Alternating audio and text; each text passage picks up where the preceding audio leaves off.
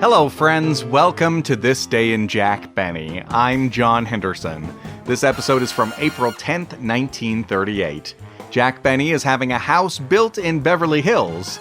In a number of later episodes, his address is given as 366 North Camden Drive. His real address was 1002 North Roxbury Drive, but yes, he really was having a new house built.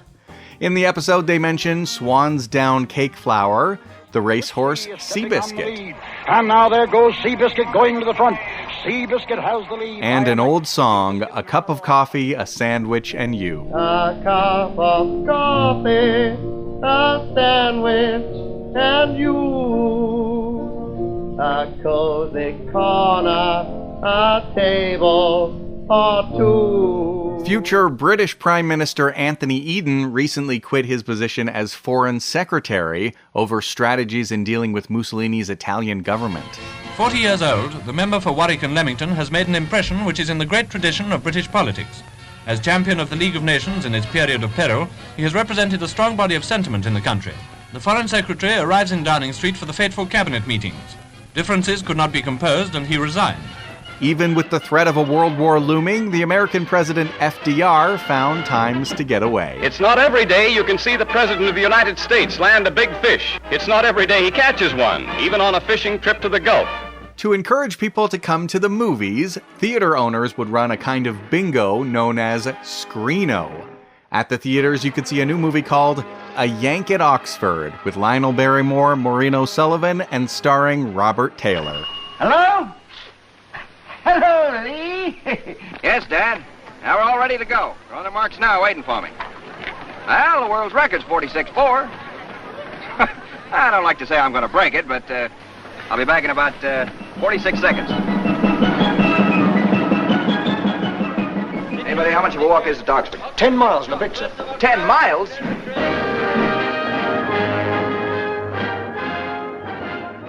Heard you fellas worrying about this track business. Well, you don't need to, because that's where I can help out. Oh, that's marvelous. I'm Paul Beaumont. Hi, Beaumont. Mr. Ramsey. Ramsey. You know you must be quite an athlete. Well, I do fairly well. Robert Taylor was dating his future wife, the movie star Barbara Stanwyck. Thank you, but how did you know? They also mentioned the actress Ginger Rogers. Oh, yes, really. Ben Turpin was an actor who played characters with comically crossed eyes. Hello, Ben. Oh, hello, hi. How do you like the beer? Oh, well, I've been cockeyed since I've been drinking it. Jack Benny's singer Kenny Baker could be seen on the big screen in Radio City Rebels. Yes? I've got a new song I want you to hear. It's called You're the Apple of My Eye, You Little Peach. You know, I wouldn't be surprised if you were right. He'd also been in the movie Goldwyn Follies. It's very clear our love is here to stay. And on the radio, there was the comedian Fred Allen. The conversation wasn't rough enough to get seasick. How did Benny's name come up? That's some mansion Jack's building in Beverly Hills. Oh, yeah? Wait till Benny jacks it up and puts the wheels under it. And the Chamber of Commerce finds out it's only a trailer. Why, I hear he's got a mortgage on it that does 50 miles an hour. If you enjoy this podcast, make sure you give This Day in Jack Benny a 5-star rating and review. And enjoy the show. Jell-O. The Jell-O program starring Jack Benny with Mary Livingston and Phil Harris and his orchestra. The orchestra opens the program with Something Tells Me.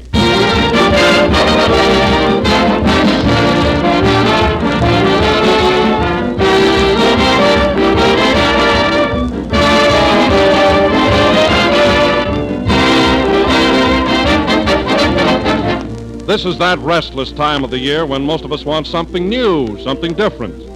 Well, if you have that urge to discover new things, all you have to do is step into your own kitchen and open a box of Jell-O. Right away, you'll think of dozens of delicious new things to eat. Jell-O desserts, Jell-O salads, Jell-O relishes. All with a tempting springtime freshness that's a treat for any tongue. For Jell-O brings you that delicious extra-rich fruit flavor, deeper, truer, more satisfying. A flavor that rivals the juicy, ripe goodness of fresh fruit itself. And to start you off in your career of new and inspired dishes, you'll find attractive recipes on every package of Jell-O. Strawberry, raspberry, cherry, orange, lemon, and lime. So if you want to discover a brand new repertoire of swell things to eat, stock up with Jell-O tomorrow. Look for the big red letters on the box. They spell Jell-O.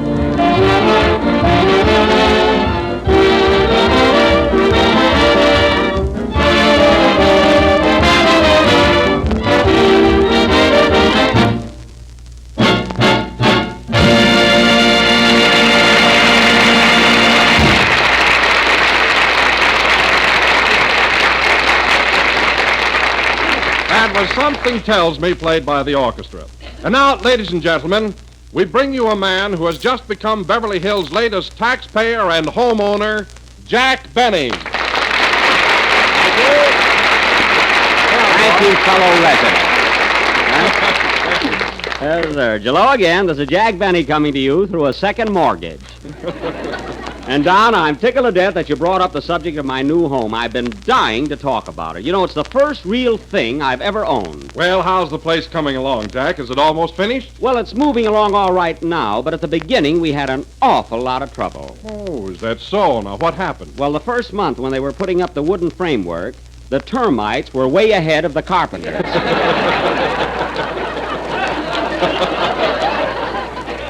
Oh, they were hungry little devils, you know? Yes, indeed, those termites are vicious. Why, they'll eat the lumber as soon as you put it up. Put it up nothing. These babies used to run down the street and meet the truck.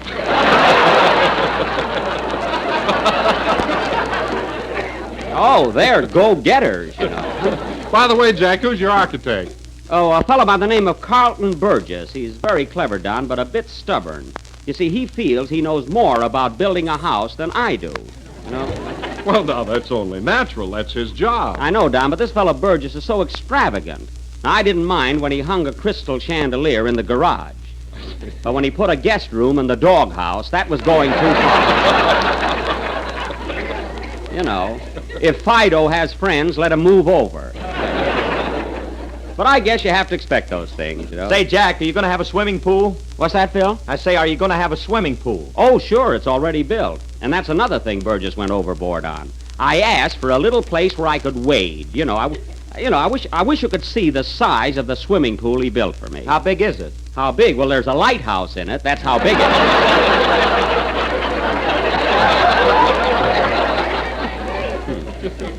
Now, when I go swimming, I'll have to put an outboard motor in my trunks. Say, Phil, you've got a home of your own, too, haven't you? Oh, sure. I built a beautiful ranch house right off of Ventura Boulevard. Oh. I have 14 rooms and an 8-car garage. Well. I'm mighty proud of it. Well, I don't blame you, Phil. What do you call your place? Auto Camp number 7.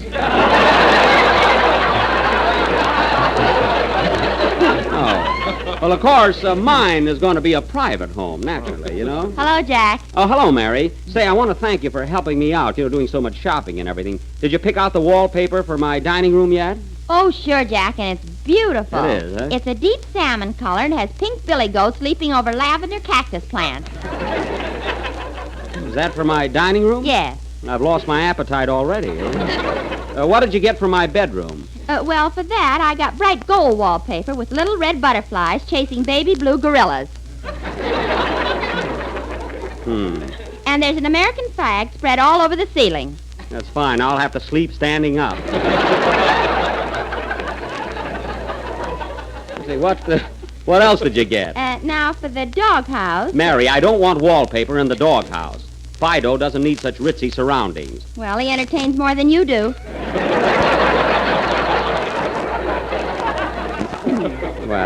Well, he's a good mixer. Anyway, I like that. He's a good mixer. Anyway, thanks just the same, Mary, really. Say, Jack, I'd like to drive out and see your place sometime. Is it a nice neighborhood? No, that's a silly question. Why, sure, certainly, I'm in a swell neighborhood, ain't I, Mary? I'll say. Listen, Don, you know Ginger Rogers, the movie star, don't you? Oh, yes, Mary. Well, her uncle buys fish at the market right next door to Jack's house. Uncle, it's her brother. That's even closer. And, Don, as a special tribute to you, I'm going to have a bed of red tulips in front of the house that spell out Jell-O. Jell-O. Well, now, that's a lovely gesture, Jack, but why don't you also spell out the 6 delicious flavors? Oh, come now, Don. That would run into tulips, But it's But it's a thought anyway. Oh, hello, Kenny. Hiya, Jack. Hello, Don. Hello, Kenny. Hiya, Mary. Hiya, Phil. Hello. Well, we're all here. Yes, we're all here, Kenny. In fact, we've been here since the program started. Where were you? Well, I was driving in from my place through Beverly Hills. I passed a bunch of carpenters building a house. Oh, boy, what a screwy place. Well, what are you fellas laughing at? It probably wasn't my house. No, this is right next to a fish market. That's Jack's place, all right. Now, wait a minute, Phil. That doesn't mean it was my house. There are a lot of fish markets. Say, Kenny, was there a Turkish bath on the other side? Yes, there was. Wiggle out of that, Jack. Say, maybe it was my place. What were the carpenters doing, Kenny? Were they busy? I'll say they were selling lumber. Selling lumber? I've warned them time and again. Mary, get me Mr. Burgess on the phone right away. Play, Phil. I'm going to get a bloodhound, so help me.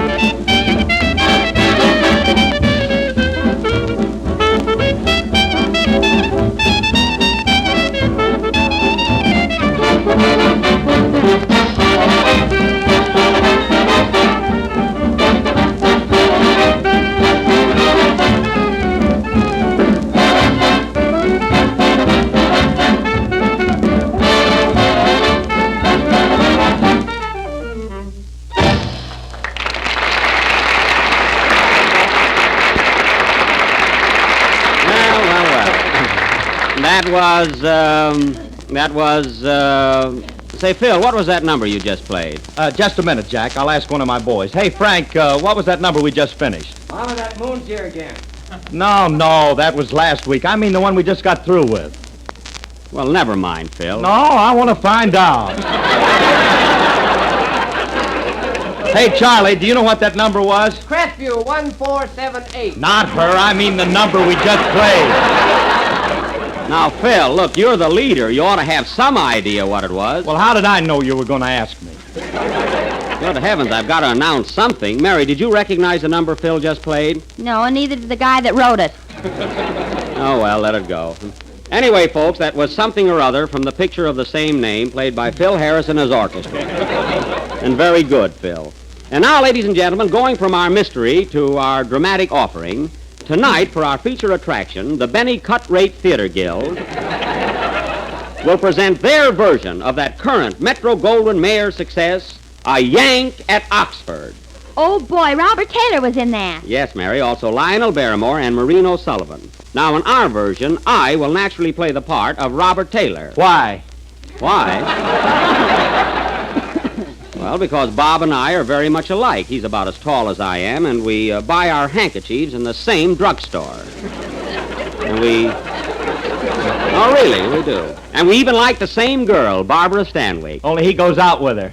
Is that so? Say, I could get a date with Barbara Stanwyck, too, couldn't I, Mary? You couldn't get a date with Barbara Fritchie.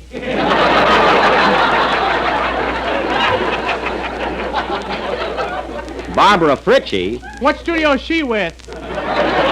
18th Century Fox, and keep still. Now, getting back to our drama, I will play the part of that track star and all-around athlete, Robert Benny, better known as Speedy. And Mary will be Maureen Livingston, my sweetheart.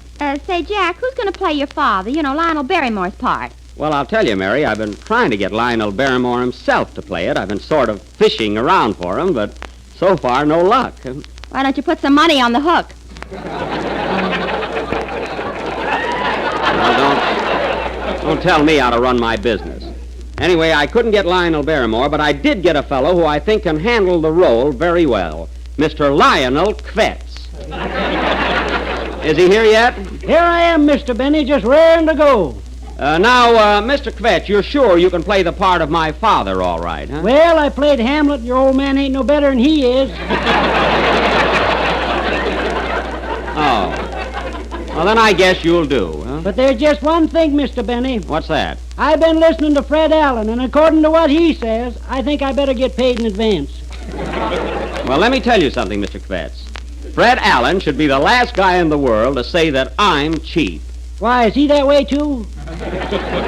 Now, listen. Any man that'll use the same toothbrush for 9 years and then have it re-bristled,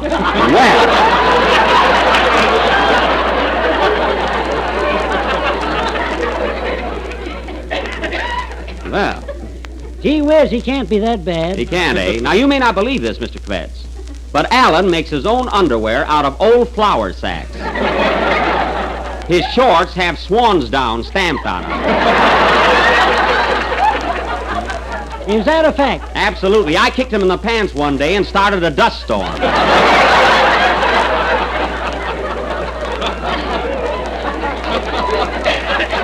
Well, that ought to take care of Mr. Allen for this week. And now that our play, A Yank at Oxford, is all cast, we will go on with it immediately after Kenny Baker's number. What are you going to sing, Kenny? Good Night, Angel from Radio City Revels. Oh, from Radio City Revels. Say, Kenny, you're in that picture, aren't you? I don't know. I haven't seen it yet. Oh. Well, you ought to know whether you made a picture or not. Well, I know I was in the Golden Follies, by gosh. Well, how do you happen to remember that? A lamp fell on me. Oh, well, brush the glass off your head and sing your song, will you? Okay. Sing, Kenny. Now, let's all concentrate now and get in the mood of our play, everybody.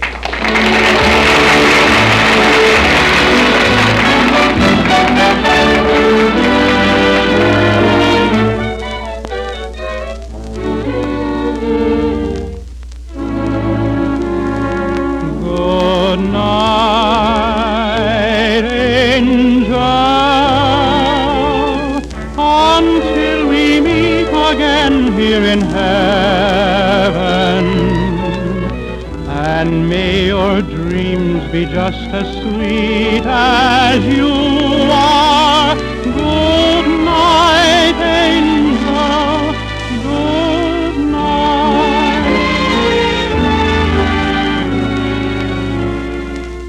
The stars are blinking in the blue, and it's time to say good night to you. The moon is murmuring above. Tomorrow is another day for love. Oh, good night, my angel. Thanks for another evening in heaven. Just one more kiss to end this perfect day before you spread your wings and fly away. Good night, my angel, until we meet again here in heaven. And may your dreams be just as sweet as you are. Good night, angel. Good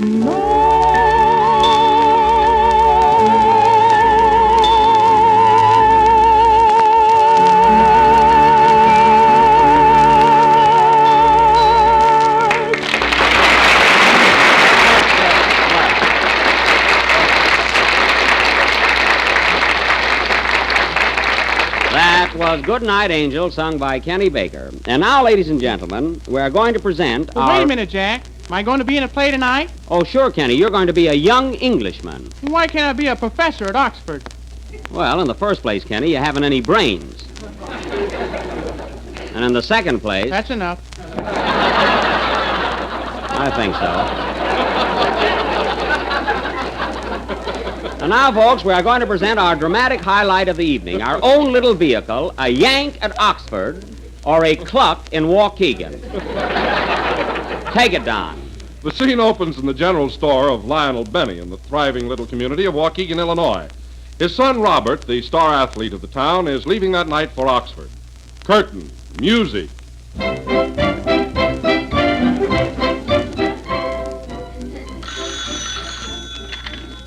Hello? Waukegan Emporium?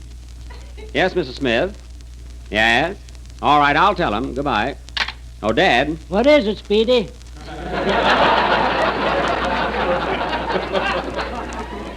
Mrs. Smith says that the mousetrap you sold her yesterday is the wrong size. Wrong size? How does she know? She just caught a bear in it. There ain't no bears around here. It must be her husband. Well, I better tell her she's going to make a rug out of them. Never mind that. Here, son, deliver this order of groceries to Mrs. Bunker. She lives at 216 Maple Street. Why, that's only about a mile away, Dad. I can make it in no time. You know, I won the 100-yard dash this morning. You did? Who did you run against? Seabiscuit. Well, here I go, Pop. Here are your victuals, Mrs. Bunker. Thanks. Goodbye. Well, what's next, Pop?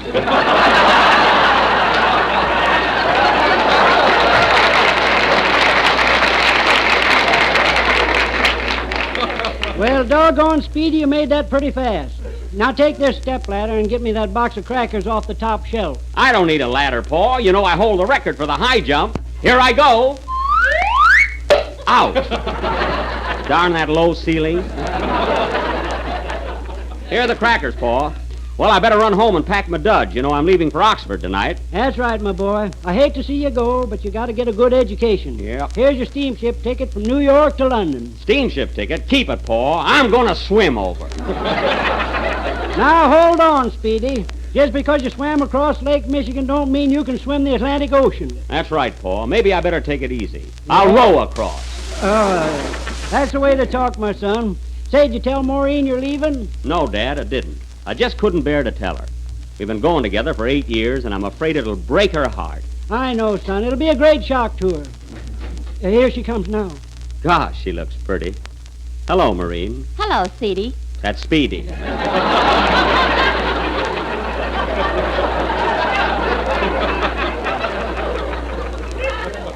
Gee, you look sweet, Maureen. You're always so classy and stylish. How do you like this new dress I knitted? Oh, it's beautiful. Turn around. Let me see the back. Oh, no, it isn't finished yet.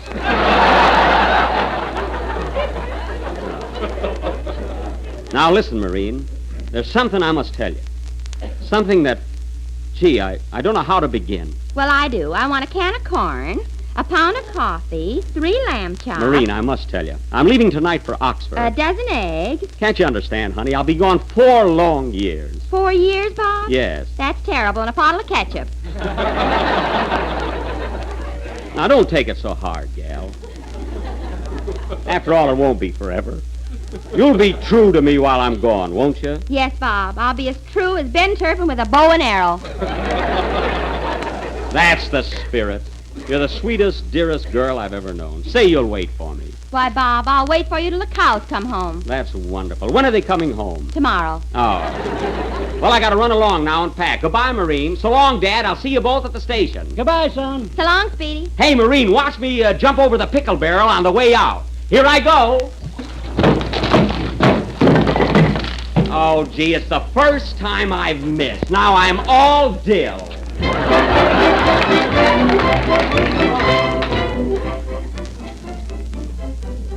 We now take you to the railroad station where the whole town has turned out to see Speedy off. Listen to George Pritchard and his Philharmonic Orchestra.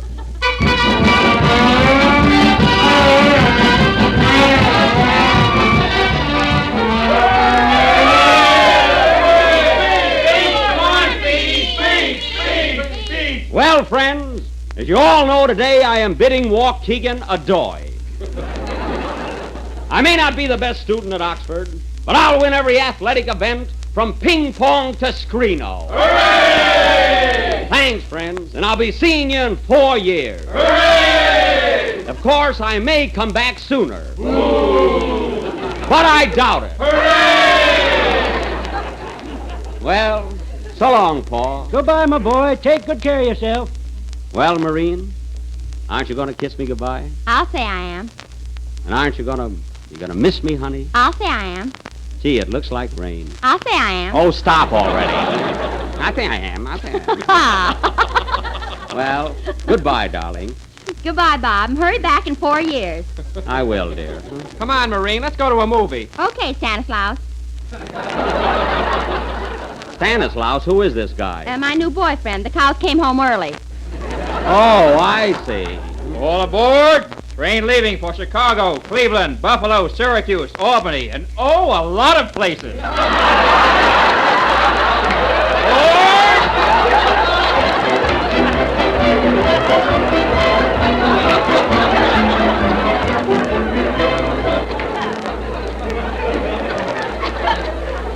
We now take you to the middle of the Atlantic Ocean, where we find Speedy Betty in a rowboat headed for dear old England.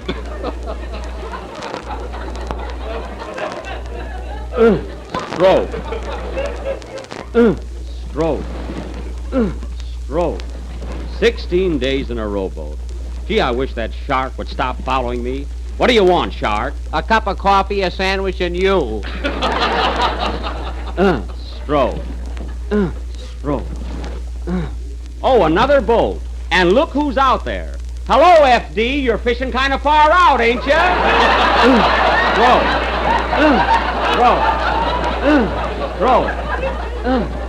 At last, our hero arrives in England, and now we pick him up on a road 15 miles out of London.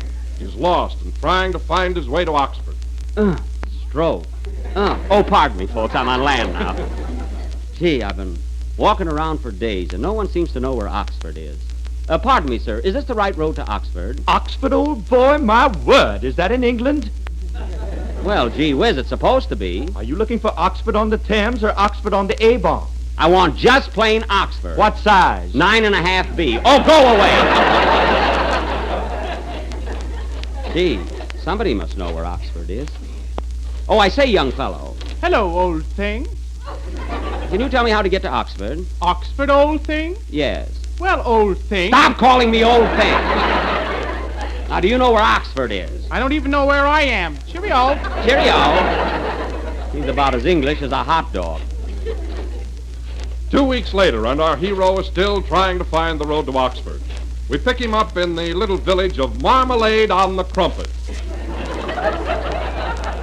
Gee, I'm so lonely and homesick. I wish I was back in Waukegan. I wonder what Marine is doing right now. Kiss me, Stanislaus. I'm sorry I asked. Oh, well. Gee, I hope I find that school pretty soon. Oh, I beg your pardon, ma'am. Carry on. How do I get to Oxford University? Well, first you have to go through high school. I've been through high school. Look, all I want to know is what road do I take to get to Oxford? There's an inn right across the Y. Why don't you inquire there? I will. Thank you. Thank you. My, what a quaint little restaurant. Ye Brown Derby. I think I'll get something to eat.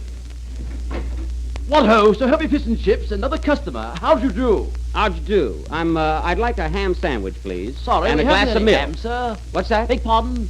I said I'd like a glass of milk. I heard you. I say we haven't any ham, sir. Oh. We have Yorkshire pudding and stewed tripe and gooseberry treacle tarts.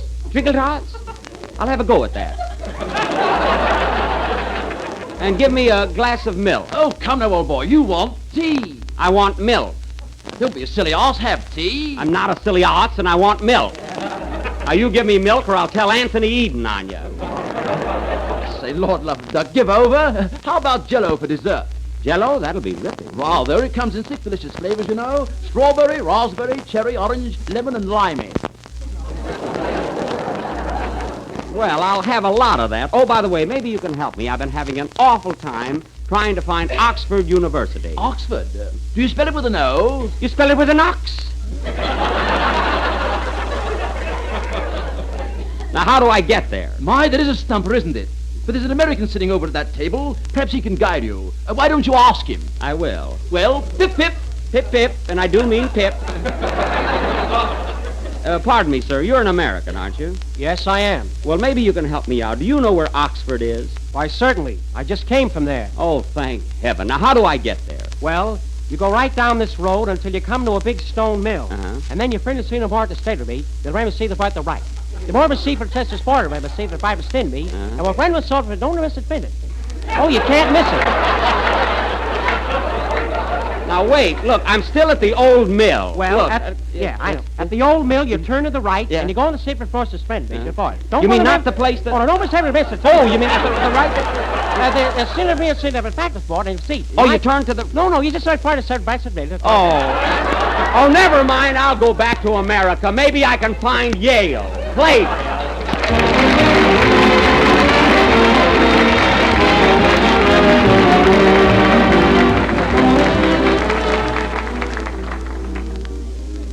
Here's a way to give your family a cheerful springtime dessert tomorrow night. A swell new dessert that's quick and easy and sure to come out perfect. It's called Red Cherry Cup, and it's made with glowing cherry jello and canned red cherries. It's bright with color, it's crammed with fruit goodness, and it takes just next to no time to make. Dissolve 1 package of cherry jello in hot water and chill until slightly thickened. Then fold in 2 cups of seeded canned red cherries, turn into individual sherbet glasses, and chill until firm. Serve as is or topped with whipped cream. Either way, you've a prize winner. For cherry jello has a lovely crimson color and such a delicious extra-rich fruit flavor that it's hard to tell where the jello stops and the cherries begin. Just be sure to make your Red Cherry Cup with genuine jello, for jello brings you that tempting extra-rich fruit flavor. Order some jello tomorrow and try this grand dessert.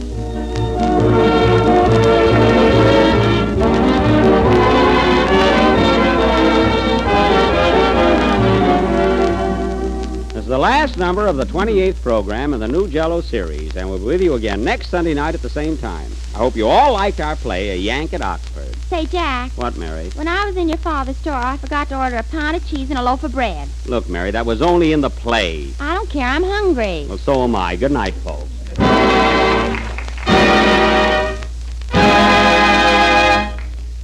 Yell-O.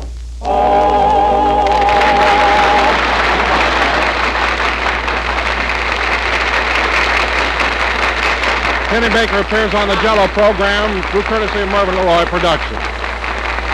This is the National Broadcasting Company. Okay, boy.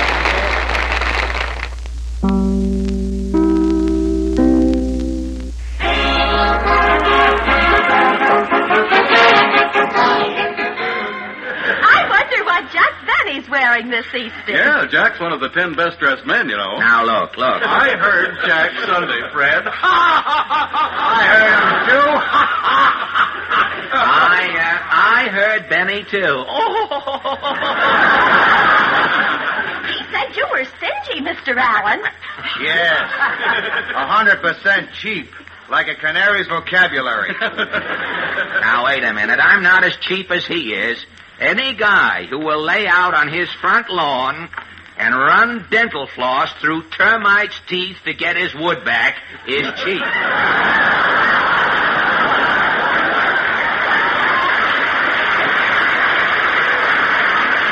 Jack told me he's putting a sign on his bird bath. No mixed bathing. What bird bath? Benny's so cheap, he gets up every morning and takes in the dew on a sponge. Look, a sparrow that walks through Benny's grass after 5 o'clock in the morning gets chafed feet. Well, Benny wasn't far off when he said you wore flour bags for underwear. Flour bags? How do you like Yeah, and when Jack said he kicked you in the pants and started a dust storm, they had to carry me out. That remark, saying that he had contacted my reverse midriff with his pedal extremity and caused a flurry of pulverized wheat to be released, was as low and as dastardly a canard as Benny has ever foisted on the ears of a gullible radio.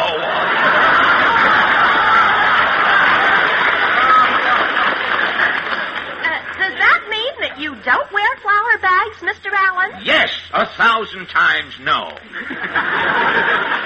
I saw Cushman's bakery truck pick up your laundry last week.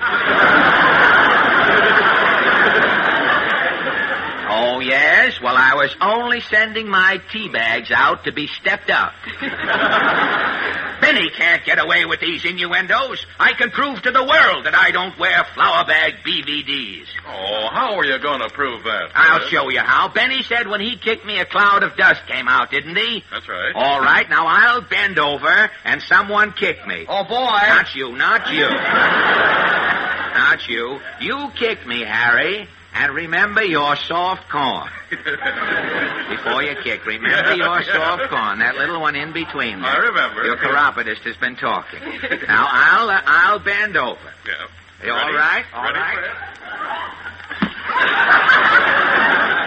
Now, did any dust come out? No. Well, there you are, Mr. Benny. Go wash your mouth out with soap. Go, yes? I'm not going to take a minute of your time, folks. Now, just a minute, friend. Quiet, please. There's going to be a presentation. Yeah? I just was presented here a short time ago. Well, who's presenting a message? Something from Oxford, and it wasn't a Yank, if you had been here. There's going to be a presentation. Who's presenting what to whom? Keep your flour bag on, Bud. I got to make Now, wait a minute. Keep what on, did you say? Your flour bag. Oh, I just wanted to make sure. From the coast, huh? I got to make a speech. Well, if anybody finds out what's going on here, I'll appreciate a resume of the doing. Why, ladies and gentlemen of the radio audience, as a representative of Radio Peak, radio's leading weekly, it gives me great pleasure to announce our selection for the outstanding program in radio for the weekend on April 13th. Well, this is a surprise. For his consistently clean comedy. Bravo, bravo. For his bubbling goodwill and cheery banter. Peace, peace, peace. And for bringing to radio that little queen of song, Deanna Durbin, I take great pleasure. Up. Now, wait a minute. Deanna Durbin isn't with us. Ain't this the Eddie Cantor program? This is Town Hall Tonight. What am I doing in here? I'll get crummy. So long. Oh, that interloper. Oh. Gosh, Mr. Allen's fainted, Harry. Well, there's only one thing to do, Portland. I get it. Tally. Ho.